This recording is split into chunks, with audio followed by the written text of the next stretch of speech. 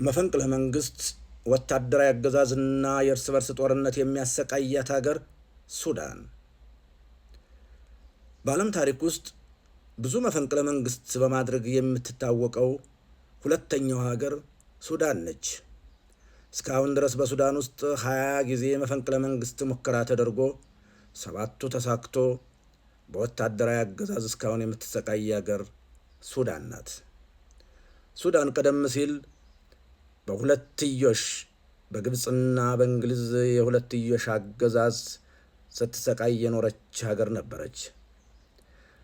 ሱዳኖች ባደረጉት ከፍተኛ ትግል ከቅኝ ግዛት ነፃ ለመውጣት ሙከራ አድርገው በ1954 ዓ.ም ሙከራው ተሳክቶ የሽግግር መንግስት ተቋቁሞላት ለ2 ዓመት ስትተዳደር ከቆየች በኋላ በ1956 ዓ.ም ነፃ ወጣች።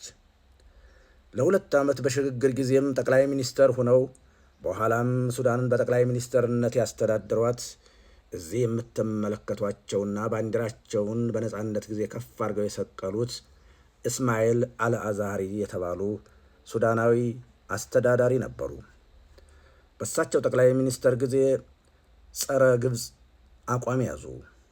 ምክንያቱም ግብፅ የአስዋን ግድብ ስትገድብ ወደ ሱዳን መሬት ገብታ የሱዳን ገበሬዎችን አፈናቅላ የአስዋን ግድብ ወደኋላ ተኝቶ ስለነበር ይሄ ተገቢ እንዳልሆነና ካሳም ለገበሬዎች እንዳልተከፈለ መከፈል እንዳለበት ከግብፅ ጋር ከፍተኛ የሆነ ግጭት ውስጥ ገቡ።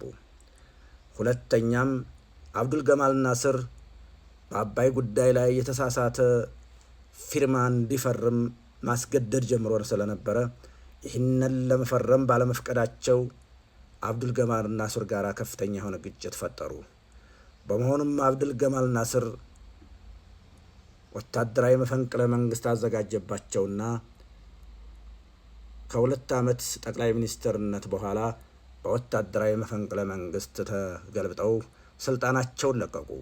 በሱዳን ውስጥ የመጀመሪያው መፈንቅለ መንግስት አድራጊው ኢብራሂም አብዱ የተባሉት ይህ ጀነራል ነበሩ።